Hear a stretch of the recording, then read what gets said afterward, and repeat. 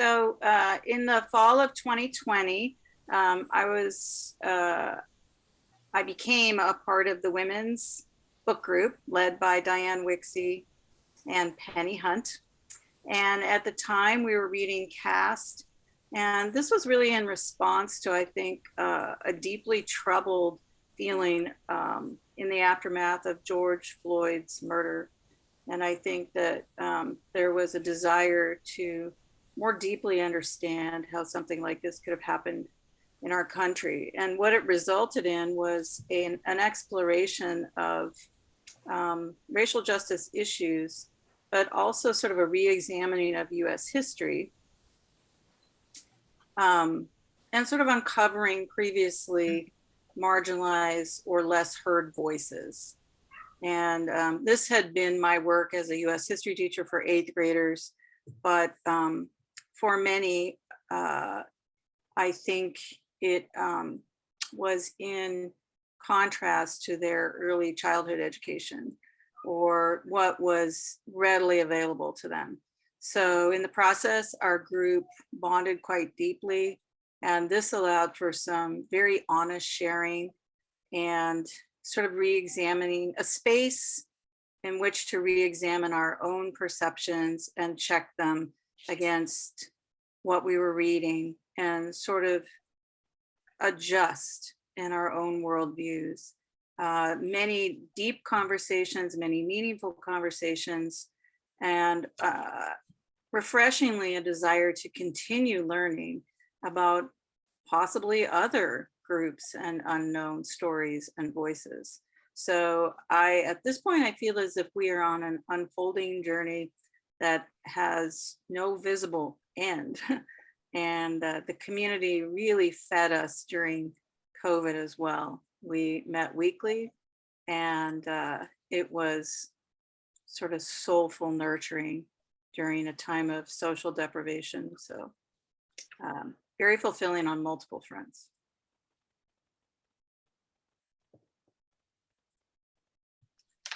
John, would you like to say something about the men's group? Yeah. Oh, thanks, Ruth.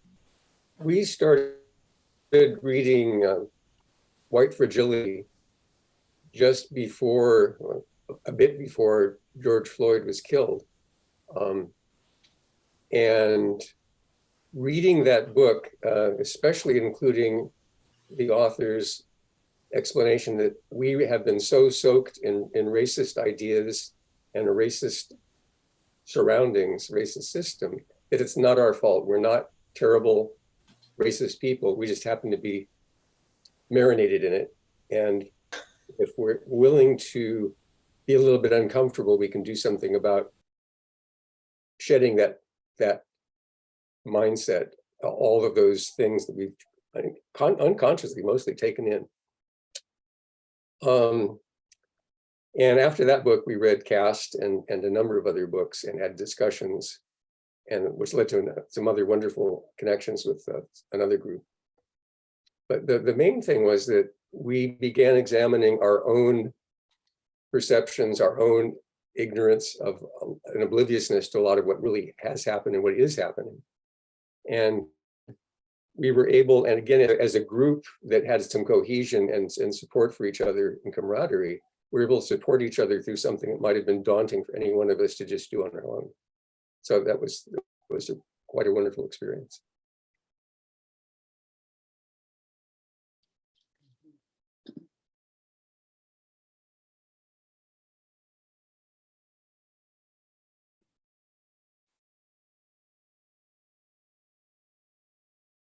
Oops. What might be possible at this point is for other members of the men's or women's group to sort of share out some of their most meaningful experiences, or maybe respond to the question we had for our group, which was, in what ways have your views of US history or racial justice changed as a result of our time together? Well, I have something I can add to that.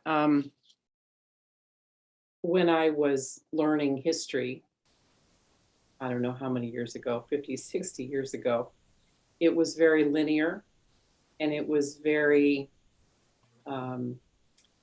well, it didn't invite the listener to interact with the story. And so history was something I read, or history was something that was told to me via lecture. And there really wasn't any interaction. I was curious, but I wasn't that curious because of the way it was presented. And I was talking to a young woman in her early 20s a couple of weeks ago, majored in English, very, very well educated. And she went to a very liberal school. And she said, when I was in school, history was taught, but all of these other perspectives were brought in. And so we had a view of history. And I think the history was chronological. It was from, I don't know, 1800 to 1900 or something. And we heard history, and then we heard about it from the perspective of many, many different races.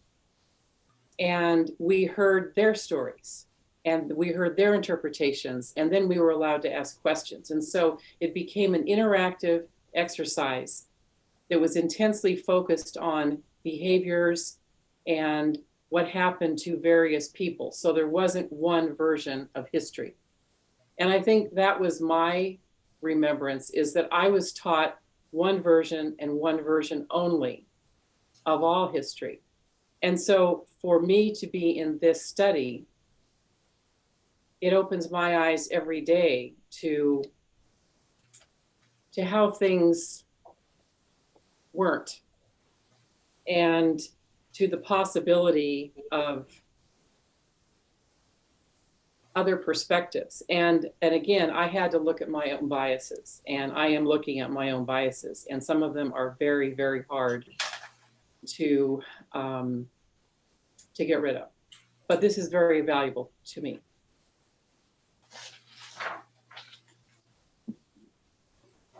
Yeah, I think I'd maybe just like to share, I often look back on the timing of the George Floyd murder. It was, 2 months after the pandemic started. I mean, we were literally in lockdown, right? It was a very isolating, scary experience. And then I look back, before that, either mass shootings or young Black men getting killed. And it was like, okay, and then move on. And in a way, the timing of that is pretty amazing. That for me anyway, it really forced me to just kind of stop and look, because I was stopped. I wasn't going anywhere, and really try to understand that a little bit. And initially, before the group started, I really want to commend all the resources on our church website, and kind of that study of racism that came from our Methodist Church. And it's excellent, and it's still there. I mean, and for anyone that, wants to start a study, that's a good place to start. But what Brad? Yes. Do you mean our local church website, or which website do you mean? Oh, no, it's our church website, but it's from United Methodist Church. Mhm. And it's on there. It's like anti-racism resources. Okay. Sorry. So yeah, I was already kind of doing a lot of that study when I found this group, which was great, because I don't think it's something I could proceed and kind of just do that on my own. Not only because it's difficult material to wrap your head around, to kind of just be here isolated. So, and I think I said that what got caught on the video was like, who thought Zoom would be creating Christian fellowship? But it's true. That's what got pulled out. It's just, that's been an amazing experience, and made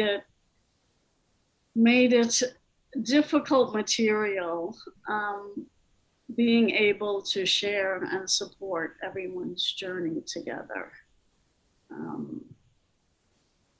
that's just been really an important part of the group for me and my ongoing education as well.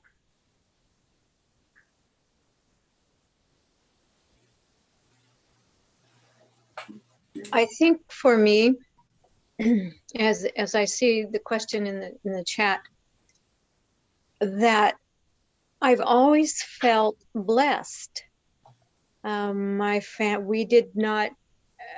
We worked hard in my family, in my core family, my growing up family, and it was always, we were always concerned about doing work, and we worked and had chores. But I felt blessed. I shared life with my grandparents. I had a huge extended family. My family, I would not say was particularly close, but I knew they loved me, and I knew my dad had 3 jobs because he loved his family and he wanted to take care of us. And my mother, when we reached middle school age, she worked outside the home because she had the dream of all of us going to college. And I've always felt blessed. And as I've done this journey, I have realized, and I'm beginning to realize, that these blessings that I have, of course, I attribute much of it to my faith path, but the blessings really are because my skin is white. My father could get loans from the bank at a very reasonable interest rate when he needed to buy seeds for his crops. He had a good relationship with the bank. There was one family in my hometown community that was Black, and I believe their work was in the mining company, which my father did as a part-time job, well, no, full-time job, but he farmed as well. And I never heard him comment of any racial ideas, but I began to wonder as I went through the school system, well, this is a nice town, but we don't have any Black people. And probably I can understand why. My father was able to take advantage of the GI Bill. We've heard some information about that. And he got to go to school after he did his training, got through basic, honorably discharged, of course, but his skin was white. And as I think back on what I was able to accomplish, I got to go to the school of my choice. My skin's white. I had quite a few classmates who were from the larger city where the hospital school was. I enjoyed working with all of them, and 2 or 3 in my class became very good friends. But I always did look at them as a little different and felt sorry for them because, I knew their path was hard. My children got to go to any school they wanted to. They, in a small town, of course, the public school system, but they were never disciplined for unruly behavior or things this, but so those blessings, a lot of those blessings I attribute to having white skin. And sometimes it's not that, I've often thought it would be exotic to have some other, experience of a culture. But I'm privileged. I'm not wealthy. We weren't wealthy, but I'm privileged. But my privilege is because I have white skin. So that thought has kind of something that kind of hangs around my shoulders, and so what do I try to do about that is I try to help with some of the national programs, like the African Museum, the Smithsonian Society. And there's several areas where I, can help financially a little bit. But I think maybe that's kind of a highlight of my journey is, wow. And maybe there's a feeling of like in my younger years when I felt that I was blessed and special to God. Of course, there's that, but maybe I need to work a little bit harder at the faith path. Maybe I need to pay more attention and not take it for granted as I hear of other stories and read and have done through the readings.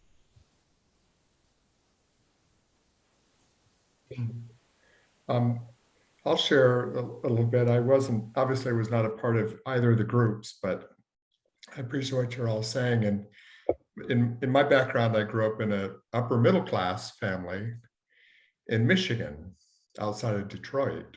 And I remember in elementary school, junior high school, there was probably only one family of color, in all of that time. And I do distinctly remember 1967 when the riots were going on in Detroit. We were far from it, but of course there were curfews that were imposed. I still remember looking out the back window of our house when that was going on and wondering, what in the world is happening, and would that affect our circle at all, where we were.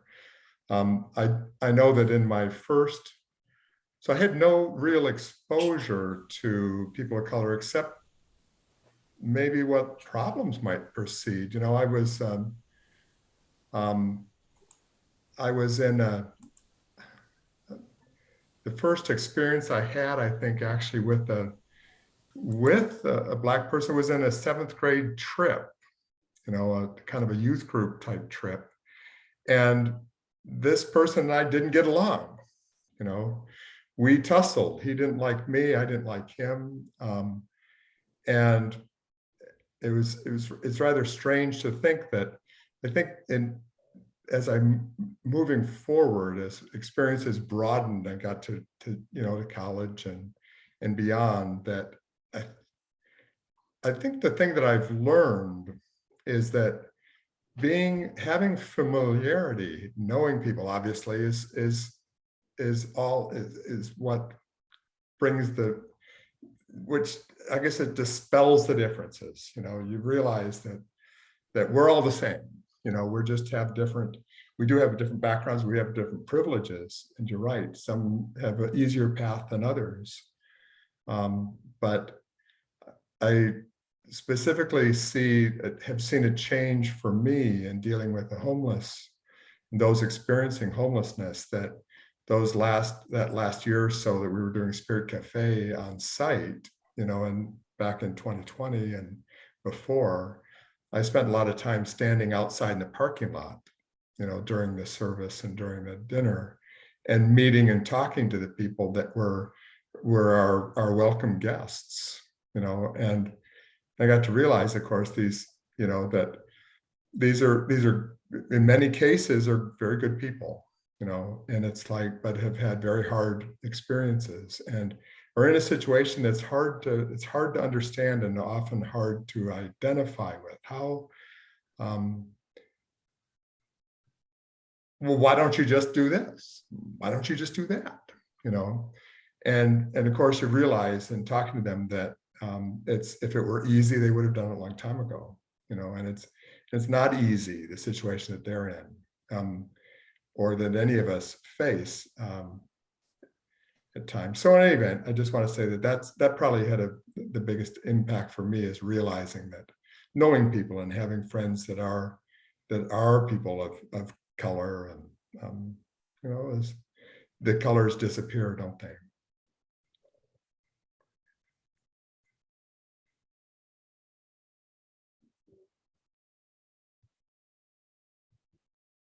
Yep. What Bob just told us reminds me of, I think it's one of the men's breakfast groups member. share the antidote to prejudice is contact. Mm. Mhm. It's true.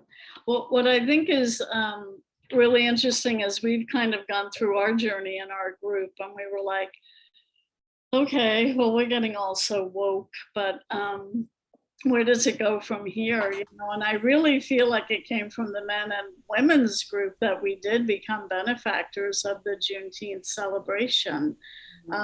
Probably something I never would have thought to attend, right? So, but certainly would be supportive, of course. So it was the first time I actually had been at MLK Park, which I didn't even know where that was. It's a lovely park, and we had a table there, and there were several of us there, and it was wonderful. So to Bob's point about kind of breaking down barriers, we're all children of God, we're all here on the same planet, whether we're of different colors, economics, whatever. And it was just lovely. I remember sitting down, April's not here tonight, but we had, lunch together and had really good food there. They had good music.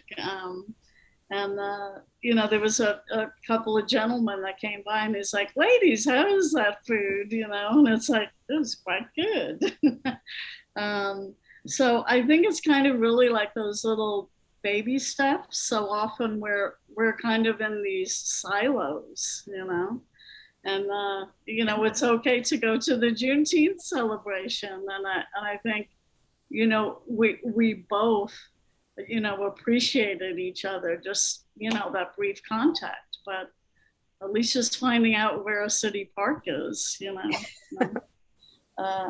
so that was wonderful. I mean, really, don't you think that kind of came out of the reading's important, but get out there too. I was concerned about feeling like a party crasher. I've seen this, information about Juneteenth before, but had just never, because, well, that's their celebration and their party. Now I know that it's not just theirs, it's mine too. And many of the folks there was just so wonderful to see them and to connect with some friends that I have there and in that group. And it really was a good feeling. I didn't feel like I was a party crasher at all. Good. I'd like to speak for a moment. A spin-off from the men's breakfast group has been this thing that some of you have heard of, that we call Here to Hear. And Greg in that group once asked us, well, how many of you white guys have some black friends? And people kind of, yeah, I know somebody, but then he said, how many of you have in your phone a number you could call and invite a black person to your house for dinner sometime next week? And he was asking us to think about what it really means to be connected to other people. And as I thought about this meeting and ministries the church might have, having ways that we maybe reach out to another congregation, or I don't know how, but some way that we actually begin to have personal contacts that where we could do what Greg suggested. When we get a little farther past this COVID thing, I'm probably going to call Greg and ask him to come to dinner. That'd be good. Now we have had lunch together, but that's a little different than inviting into the home. I think that's an excellent point, Charles. And it's something that I struggle with too, because we are all, I'll speak about our group, we're all these very progressive, liberal people who want to learn and constantly struggling to do better, but we're all white. And I don't have anybody in my phone book who's of color that it's frustrating because that's a connection that I don't have. And, that's the next step. I was also going to say that I think we've all had experiences, and maybe we've said it. I certainly have, where I said, or I thought, I'm not racist. I know Black people. I know Indigenous people. I know gay people. I know. But I don't think that's really the point. One of the things that I am learning in this study is the effects of systemic racism. And even though we, as individuals, are on a journey to be less racist or to not be racist, anyone who says, I'm not racist because I know so-and-so and doesn't look at systemic racism, I believe is still in the racist category. And I think there are an awful lot of people who don't want to look at our systemic racism, which is deep and intense and has had long-lasting damaging effects. So that for me is something that is near and dear to my heart. And this is something that I think we really need to work on. You know, and I don't know, Jeanette, I don't know how it's represented in our congregation now or what we can do about it. But I think that's an excellent, excellent thing to reflect on and think about. Does anyone else have an idea about that? Yeah, just briefly. Jenny and I have had Black people in our house a number of times in recent years, but only this past year had we ever been in a Black person's house.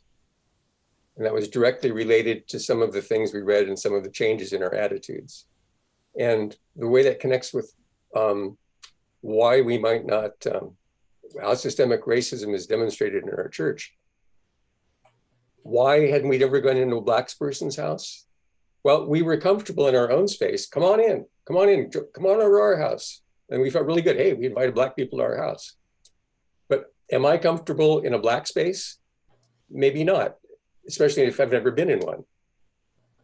And I think there's that idea that, well, we need to get comfortable both directions, not just come in where we're comfortable and you'll be fine, but go where we're uncomfortable and connect that way.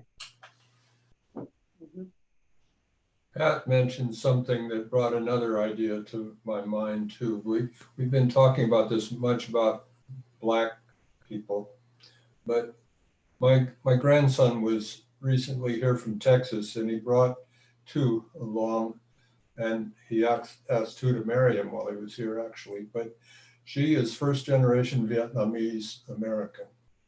And Nathan works security for Target.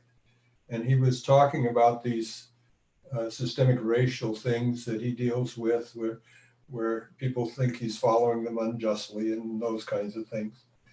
And he was saying, you know, I'm not racist, I don't have, but he was having trouble seeing it from their point of view. And as we were sitting talking about that, two almost broke into tears. And we realized that she has experienced those same kinds of things that it's not just Black people. Mm-hmm. There's more to it than that. Shirley has her hand up.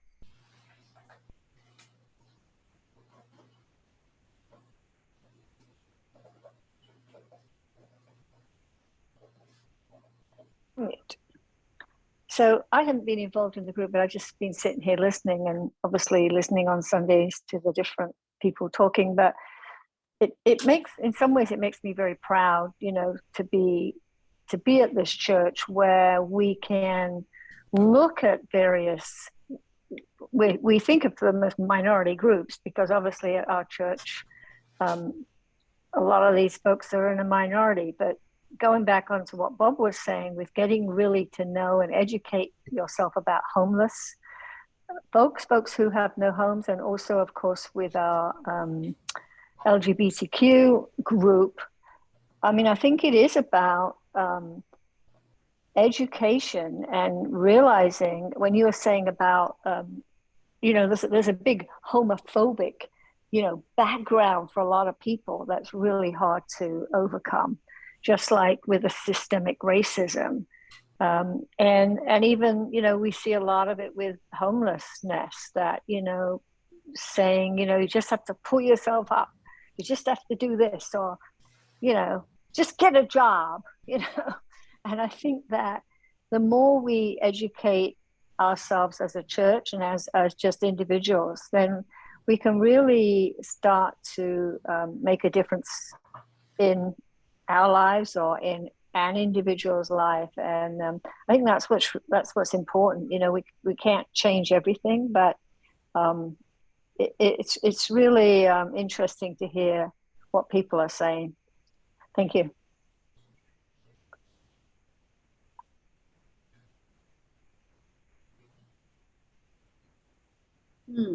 I don't think I would have actually felt comfortable in our church if we hadn't already had several Black members of the church, you know.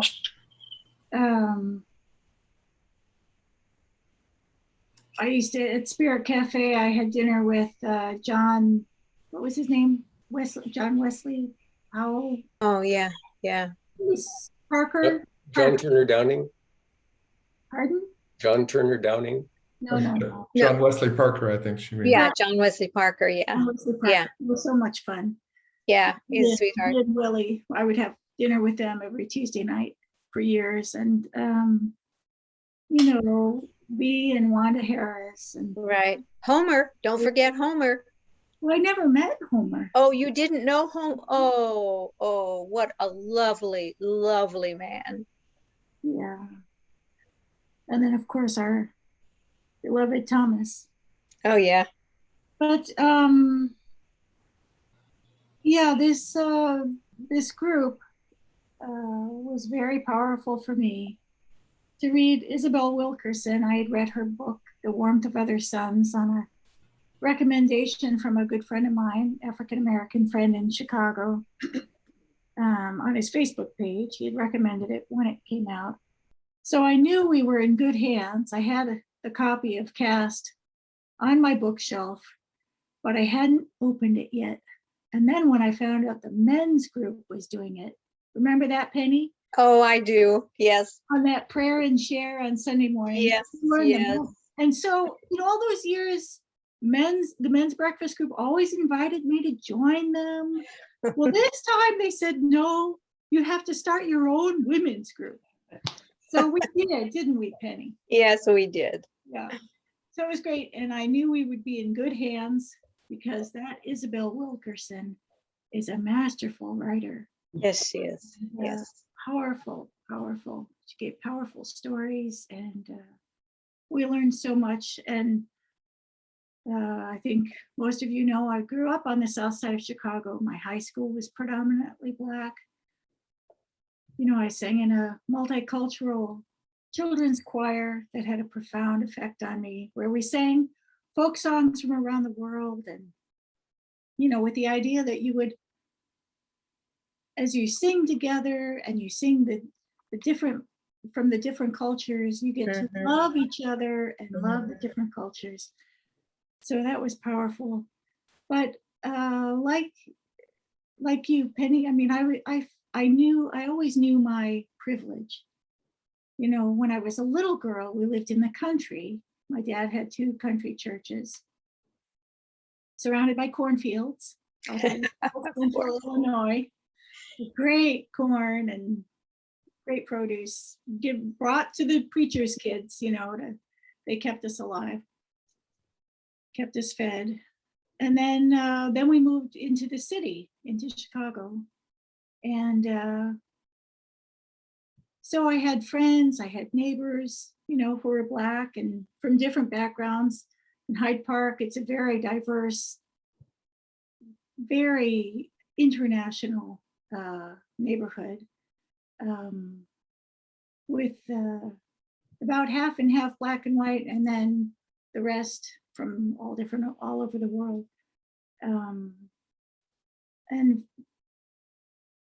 Blacks went to the private high school that was University of Chicago High School, you know, and then I went to the public high school, public grade school, public high school. But I always knew, you know, even though there were other Blacks in my classes too, in the honors classes, whatever. I knew that we had privilege and that there were a lot of kids who didn't get that, you know. So this was great to read these books, and I learned so much, you know, and I'm sure that my friends knew some of this stuff from their family stories. Their families must have come up north to Chicago and settled in Chicago. And so they knew some of them, obviously, but we didn't necessarily hear about them. And then the whole reparations. Remember, we learned about the reparations program in Evanston. Evanston. Mhm. We lived in Evanston for, I don't know, 12 years or so. And the church, the big Methodist church there, where my dad was the minister, has a great reparations fund. So I've contributed to that a couple of times, and it's very powerful. The women I worked with in childcare programs, most of the children on the state subsidies were Black, but a lot of the women were either Black or white or Pakistani, and they lived in those areas that had been redlined. So it feels personal to me to donate to that. But it's just being able to share some of these stories with you, with a Christian background, with a Christian sense of love and understanding that we're all God's children, and hearing some of the heartbreaking stories, you know, even the stuff about the swimming pools just really shocked me and explained a lot, you know, of the Black kids didn't know how to swim in the schools. They were terrified of learning how to swim into high school and even at the beaches. There's just so much, and it's, you know, I've been away from Chicago for quite a, 20 years, I guess now, but still very much a part of me. But now I get to share it with you, and I feel it made me, reading Cast made me much more aware of the African Americans here in Santa Rosa, and feeling like, how do I connect? You know, sometimes my response, you know, because it was very unusual for me to be in an all-white environment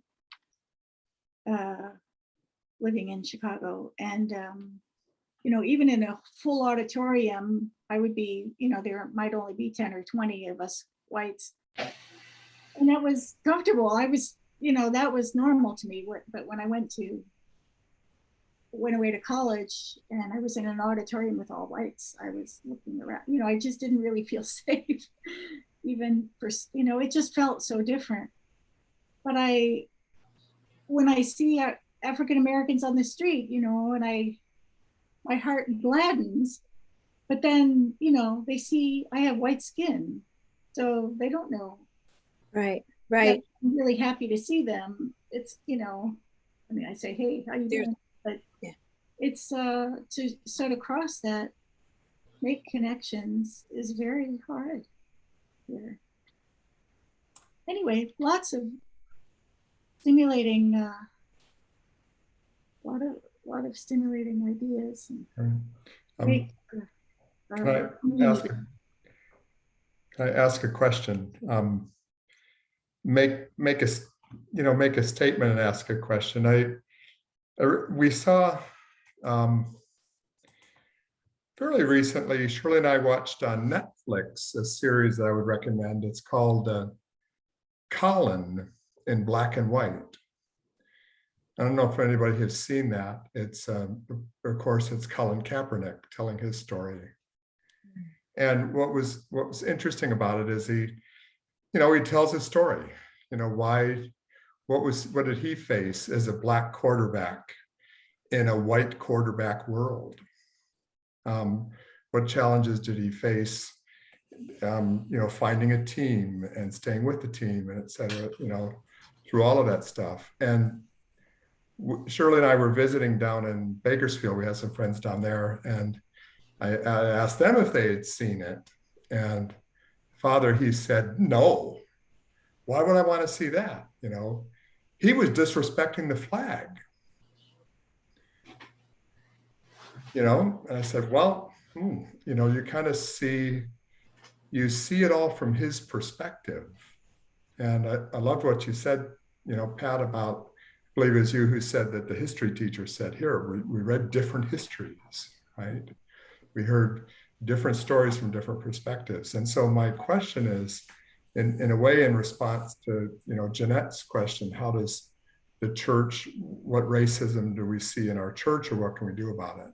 And it seems like one of those, the issues, a big issue, the thing that disturbs me about our country these days is the way that we are in these news and silos. Silos, yeah. You know, the silos that we face and how we stay so safely in them. It'd be interesting to see what, you know, how do we as a church not be in a silo of stories, you know, our perspective, you know, our perspectives, and how does it come out to that we realize that there are other perspectives on the stories that we see, and it's safer and warmer and more comfortable to hear only the story that we've always been told. But there are many other stories out there, I'm sure, many other perspectives. So I don't know what we can do, right? But I think somehow it's about dialogue and opportunities, and maybe you guys have some ideas as well. I think about silos in the church with the Fijian congregation and the rest of us have not come together over these last 10 or however many years it has been in a way where we're polite to each other and we have occasional events and things, but we're siloed. Mm-hmm. And I think that when we had our triads or our quads, that was an absolutely inspirational attempt that frankly worked to have some diversity there. I certainly learned a lot about my Fijian fellow congregation members and how devout they are in their faith and how hard they work and how challenged they are. And I have nothing but respect for every single facet of their lives. That was a gift to me, but it was something that was transient because I'm not in a triad or a quad anymore, and that was my decision. But it was a real eye-opener. I was also going to say that when we lived in Manteca, we had an interfaith council. I don't know if that was the correct term for it, but the churches in the town, well, not all churches, but some churches got together, their pastors got together, and there was some attempt at sharing. And I didn't know if we ever have had that in Santa Rosa. Yes, we have. Yes. Is it still going, or is it? No. Oh, okay. Is that something that could be interesting? Or I guess it sort of depends on the players involved, huh? Uh-huh. Okay. It does. Yes. All right. Well, you know, it would be an interesting idea to try to mix it up a little bit if we could do that. I'm just not sure how to do that. I know. I'm glad for this last question because it begins to bring our focus to what I think is the main purpose of our meeting, and that is, how can this lead to some kind of ministry challenge? Maybe a challenge that we pick up, or maybe we wouldn't, but in the planning process that we're trying to go through to see the opportunity or the challenge. And when we talk about how great it's been for us to study and how we've had personal histories and other experiences, that doesn't necessarily lead to doing anything tomorrow. So I hope we talk about tomorrow a little bit. Well, we do have we have an agreement with the Baptist church that just a block away. The preschool does, so that if there's any kind of an emergency, that we can go over to their site if we need to move the children. Oh, that's great. And I worked that out years ago because licensing insisted on, you know, having a place off site. I don't know if there's anything we could do to broaden that or something. I would think they would be a great, they're so close if we could make some contact with the Baptist church. And the Fijian congregation, you know, we've had several of the children and grandchildren in our preschool too. I mean, the preschool is much more diverse than the rest of the church. I don't know how to broaden it out at all, but it's been a blessing to me, certainly. Yeah, I was helping out in Sunday school for once a month, and this has kind of been a recent development, but we had last time when I was there a few kids from the Fijian congregation in Sunday school. So we had to walk them into the room and then back as well. And it was delightful. And I'm like, why haven't we been doing this? I don't know the history behind that. But that's a great first step, right? Yeah, that was good. I think I would echo what everybody is saying about the power of story to sort of shift people's feeling about people who are different from them. I mean, I know that's been my story, but in my work as a teacher, I had the opportunity to work with a lot of diverse populations, and I came into teaching at a time where California has traditionally been on the cutting edge, but the frameworks for teaching history had shifted dramatically just in the 10 years since I had been in school, 10, 15 years. And so that was refreshing to me to see that. And that continued over the next 30 years, so that more unheard voices and stories were presented. And I had the opportunity to work with both privileged populations and sort of see their reactions to really feeling the stories of people who are different from them and gaining an awareness of their privilege. And then marginalized populations and sort of helping them see themselves and their stories in different ways.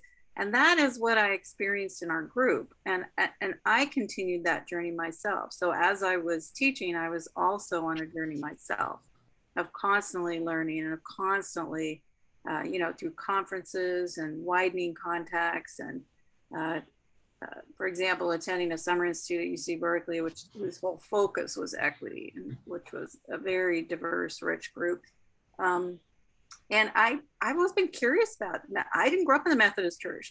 I'm curious about how the Methodist Church became so white. My understanding of it is, the Anglican Church that I grew up in, that makes sense to me. They were the planter class on the East Coast historically.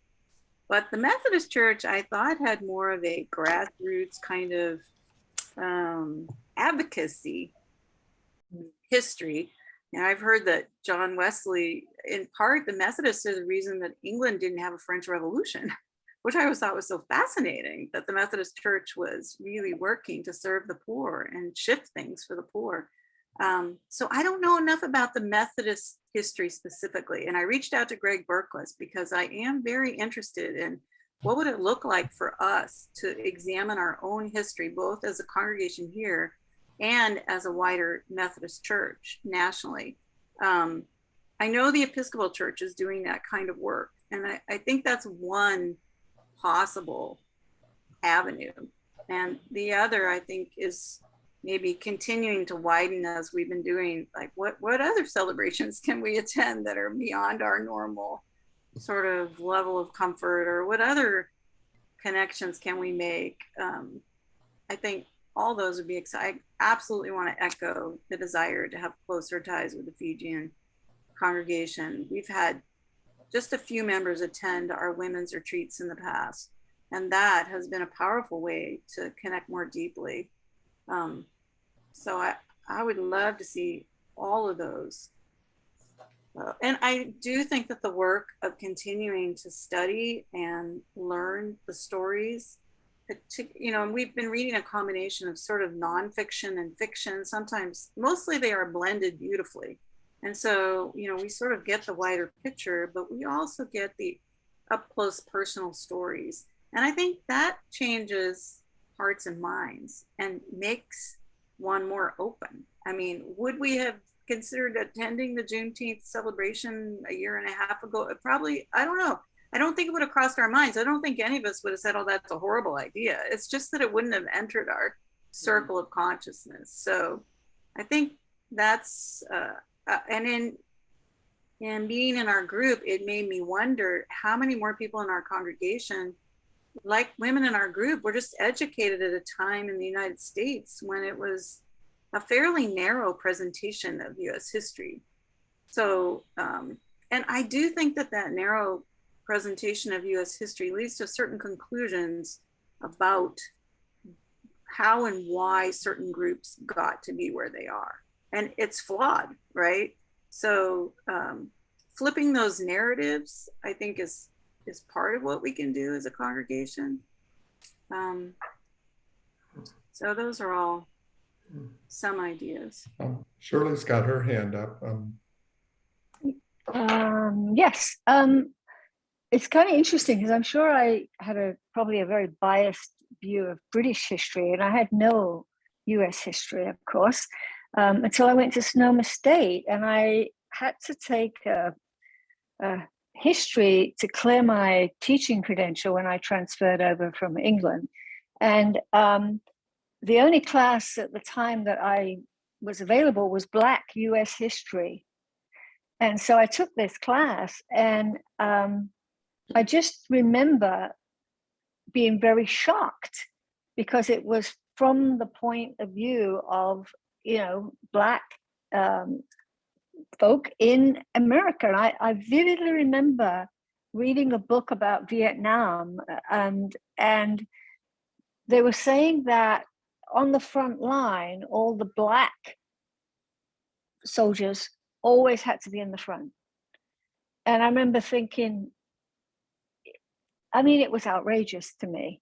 And obviously the history that I've learned as when I was teaching elementary school, I used to sort of research behind the story because I didn't have any base knowledge of being taught American history as a child. So I would just read around the subject, and try and be as unbiased as I could be in presenting to the class. Unfortunately, at the time, when I was teaching fourth grade and third and fourth grade and things like that, I found it absolutely very interesting and very fascinating. So hopefully, I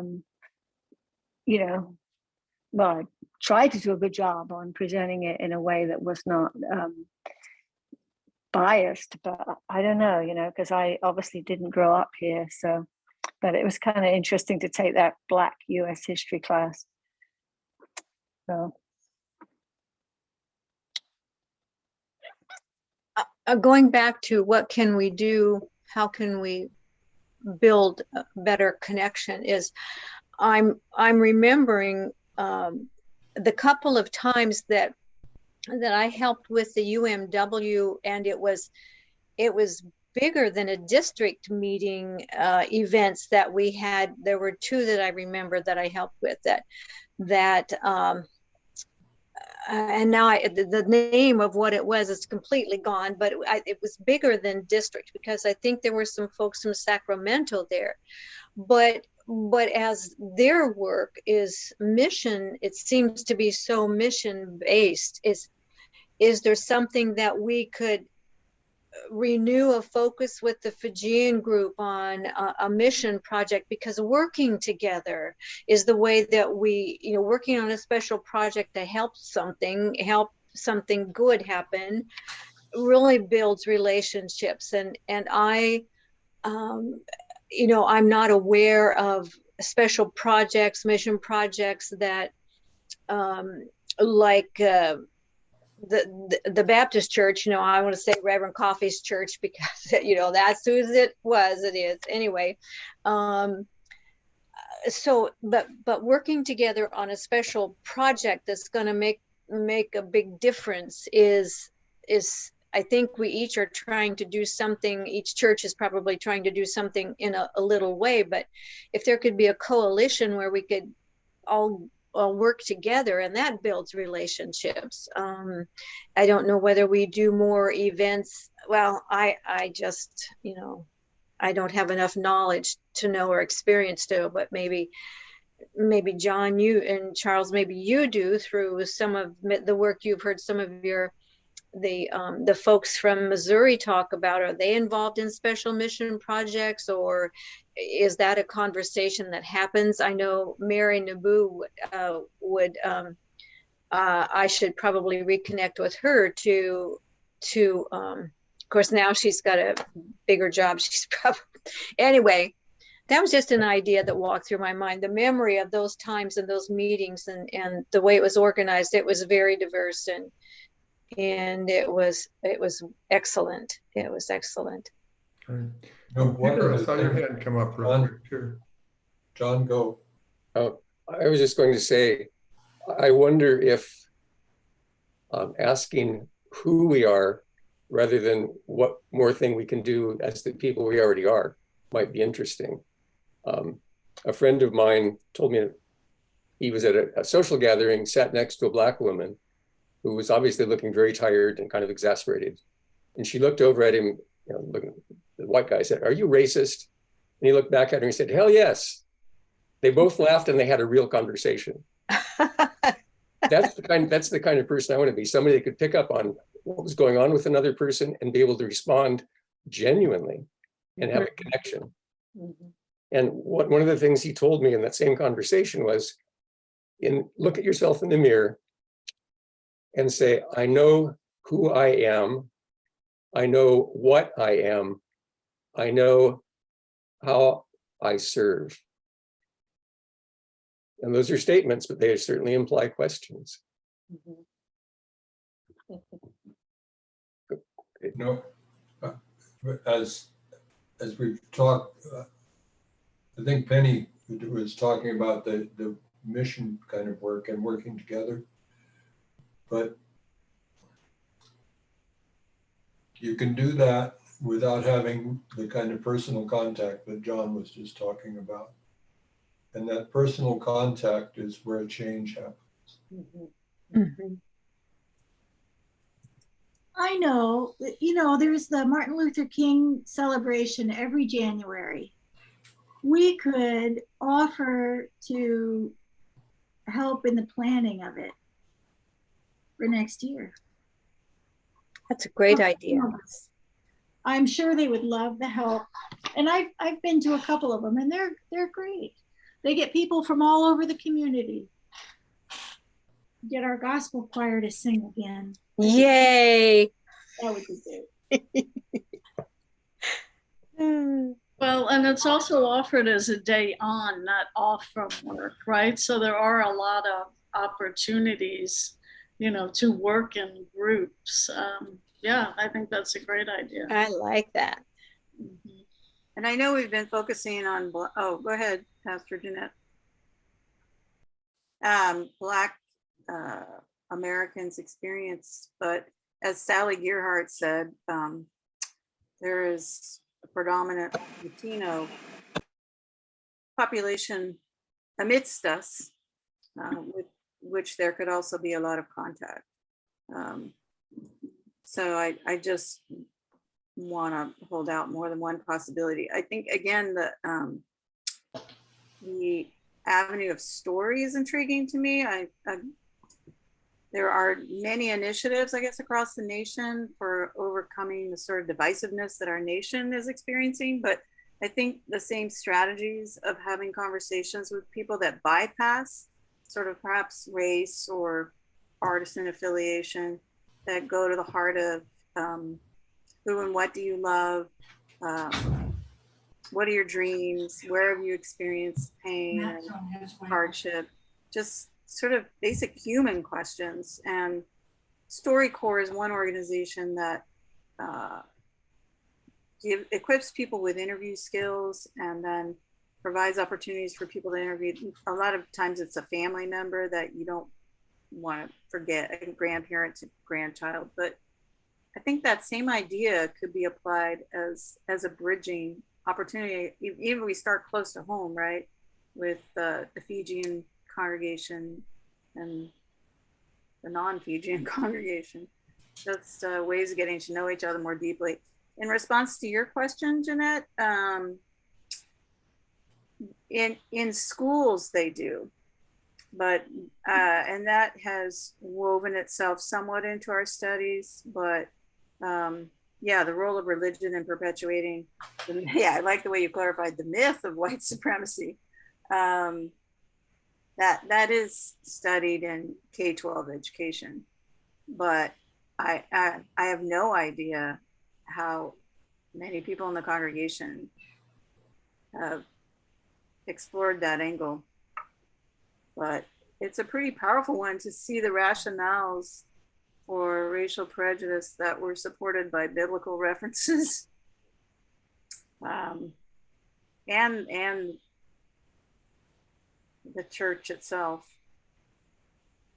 The church, when considering the issue of gay and lesbian rights, did a very deep study of all the things that the Bible was, the way it was used to beat people into submission. And that's true in this situation too. Mm-hmm. Yeah, I am going to have to go in a few minutes. I planned 7 to 8 o'clock. So if someone else will take notes on what remains, I have notes that I'll try to put together by tomorrow's deadline. So. Yeah, I can share anything with you, Charles. Okay. Okay. I'm going to hang on just for a few minutes, but my son is on his way here and I planned on 8 o'clock. So when he arrives, I will leave. Yeah, we are at roughly that 1 hour point. So Can I say something and then so you may close? So the Methodist denomination surely began as an Anglican renewal movement by John Wesley, right? And then we became a Methodist church. And then AME Church, African Methodist Episcopal Church, came out because of the racism in the Methodist Church. Mhm. Years later, then CME, Christian Methodist Episcopal Church, which is Black denomination, came out because of the racism. So it's the Methodist denomination has a lot of it's not linear, one stream. You know, it's like continuing all the way. That's not the story we have. We have a lot of chasms, and race played a huge part in that messy history. And the more I think about Methodist history and what's happening around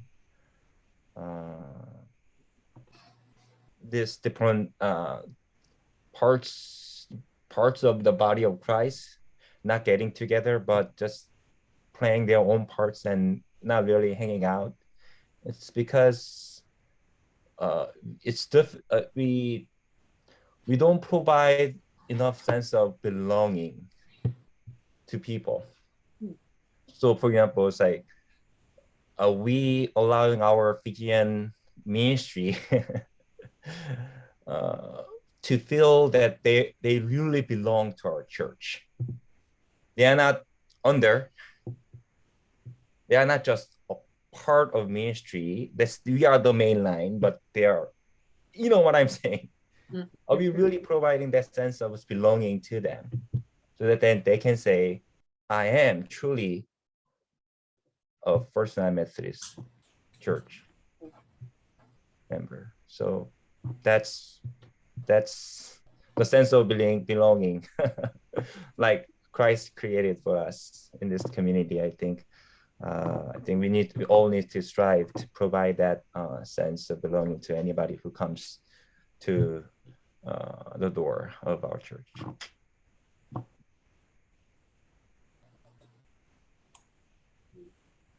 Pastor Jeanette, did you have a, there you go, please. Okay, so I did want to say that a wise person recently encouraged us to recognize that love calls us to show up. And so when we think about participating in Juneteenth or participating in the Martin Luther King celebration and different, you know, whatever it might be, different celebrations by different groups in our communities, we're called to show up, and we can offer to help, but we need to tread very carefully in our offers to help so that people don't perceive we're trying to take over, right? So, for example, showing up to some place and saying, I can take the minutes, right? I can take the minutes and get it out, rather than I know how to run a meeting, or I can make all these contacts with people in the community, but being in more of a servant role. I can take minutes, right? Or, I will show up early and help set up tables and chairs and things like that, that are, you know, supportive of the people who have been planning and using their skills and expertise, so that relationships start to form. The idea of participating in projects around Martin Luther King Day, the day on rather than day off. Maybe work in pairs and go to different locations, so it's not a mass of white people showed up someplace and then we all talk to each other, rather, but just go in pairs to someplace where you don't know anybody and offer to help and make yourself useful and ask people questions and try to keep the focus more about learning about other people rather than, isn't it cool I showed up? And I'm not saying that anybody here would do that. It's certainly not intentionally, and hopefully not in other subtle ways, but it just needs to be said out loud, because it tends to be that when white people show up, they tend to take over. And that would not be our intent, right? And so we can't assume that everybody knows that. You have to say it out loud. Yeah, show up and just be a presence. Even with our Vakaviti language ministry, when there's an event planned, just show up and just hang out with people. I mean, that's a big part of the day, is hanging out and talking and laughing, and you know, it's just showing up is huge. It really is huge, and it will go a long way to help build relationships for our congregation in the community, to just show up and talk and help and help, but not to actively, you know, if you know, most of the time to try to play the supportive role. You know, there might come a day when you would be asked, but because there's that fine line when you want to say, this event is for people of all colors to honor this person's life of MLK, right? MLK Jr. When a lot that, and I will tell you, if you guys don't know it, there are other countries that celebrate MLK Jr. Day, because his impact was so huge for the globe. And yet we have states that still don't honor it, right? And so it's not just for Black people, it's for everybody. But on the same side, this is a place where Black people have often had a real voice in leadership. And we don't want to say it's for everyone and then take away the voice and leadership opportunities, right? So to be seen as supporting people. You know, it's not just Black people who follow Black leaders, but, you know, non-Black people also follow Black leaders or brown leaders or, you know, gay leaders or whatever it is. To just be a presence and show up and be supportive is huge. And that cannot be overstated. And part of that is also, it relieves us of the burden of trying to think of, do I have time for, most of us have time to show up for an hour or two and be supportive. And it just really makes a difference in people's lives to feel the support.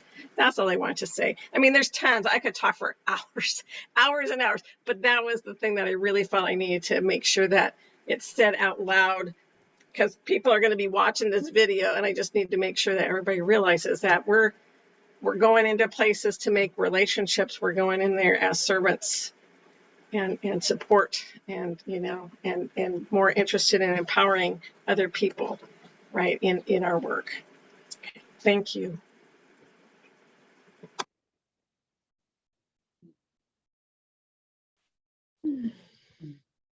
Yeah, thank you for that, Pastor Jeanette.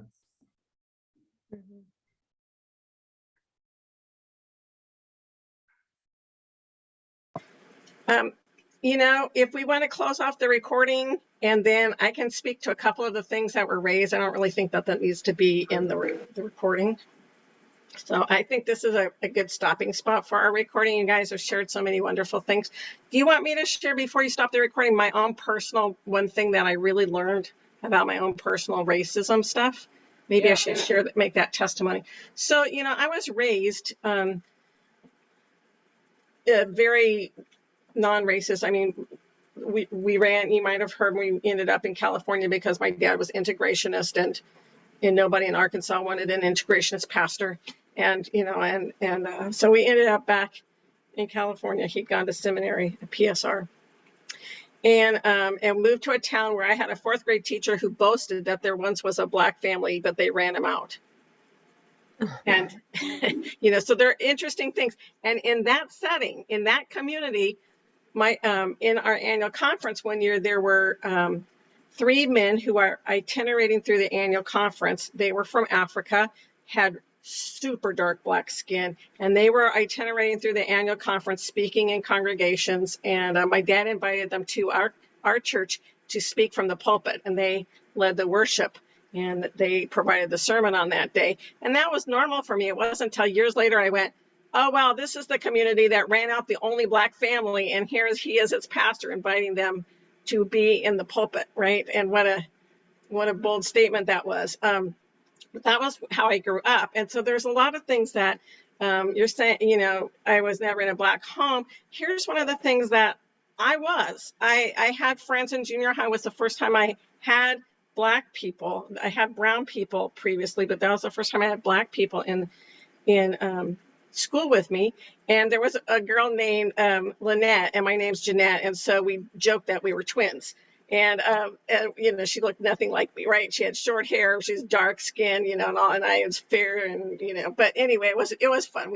And so I would go over to her house, and it was way on the other side of town, which is why we didn't meet till junior high, because she was in a different school. And it was way on the other side of town, and I would walk over to her house, and I would hang out with them and stuff. And I tried to get her to come to my house, and she said, she finally said she just really wasn't comfortable over there. And I didn't understand it. I didn't understand, because I was comfortable. I was comfortable everywhere. And that is one of the things of white privilege. I'm comfortable everywhere. I go to Africa, I have no discomfort. I'm comfortable everywhere. But there are lots of people in our country that have been taught this is not a place where you belong. And they are not comfortable everywhere. And that's one of the things that I learned, is just that my comfort everywhere, part of that is because people with higher levels of pigmentation have treated me generously, and people with lower levels of pigmentation treat me generously. So yay. But that's not true for everyone. And she wasn't comfortable because the neighborhood where I lived wasn't a highly racist neighborhood. Our household certainly wasn't. But that was her experience, that when you went outside your neighborhood, you didn't feel safe, right? She's junior high. And she already knew you weren't safe in certain areas of town. And it wasn't the ghetto areas. You weren't safe in those other neighborhoods. So things like that. And I didn't really, until the fatigue of COVID set in, the constant strain of wondering if you're being protected, if you're bringing this disease to your family, if people are going to catch it and die, that constant strain that never went away for months and months and months and months, and how we started becoming really weary from it. And it's scientific about how we're not designed to carry that kind of weariness. It wasn't until in the midst of that, with all the things like George Floyd's murder and things like, in the midst of that, I finally went, oh, this is what Black people would live with their whole entire lives. from the day they're born, there's a stress about, am I going to die today? If I walk into that neighborhood, am I going to die? If I go for a jog, if I go get Skittles at the store, am I going to end up dead? Like, how strong could you be as a human to have any joy in life when every single day of your life you're under threat of dying just for putting your hoodie up, or, you know? Wow. And how old I was before I realized that. That's white privilege. That's white privilege. So those are a couple of my aha moments in my life. So. Thank you for sharing, Pastor Jeanette. That's a perfect example of the kind of thing that gets shared in our group. I'm sure all our group members would agree. And it's sort of the phenomenon of looking back at what we thought we knew, even about our own life experience. That's a powerful example you gave, because, you know, all of us had earlier experiences. And in reading these various stories, we found ourselves reinterpreting our own life experience in such a way that widened our view. And I would say towards God, right? So towards more of a God-informed view. And then I would say that that is our overarching goal, you know, to continue on that journey and to widen that journey to human encounters and all that we have talked about in the meeting here. So I'm very happy about our decision to branch out and share our own journeys with the congregation as an initial step. And I think that, and I hope that it is spawning additional conversations like it has here, and that, you know, I can see how the imagination of all of us together starts to envision new possible steps that that are more informed by love, as you say. Right. So I want to thank everybody for showing up tonight. And I would love to accompany this recorded video with encouragement to talk to any of our members at any time. I mean, I will run this past our group, but I feel fairly confident in saying that at least for the women's book study group, any of us are willing to talk pretty openly about our experience and or invite other people into it. Right.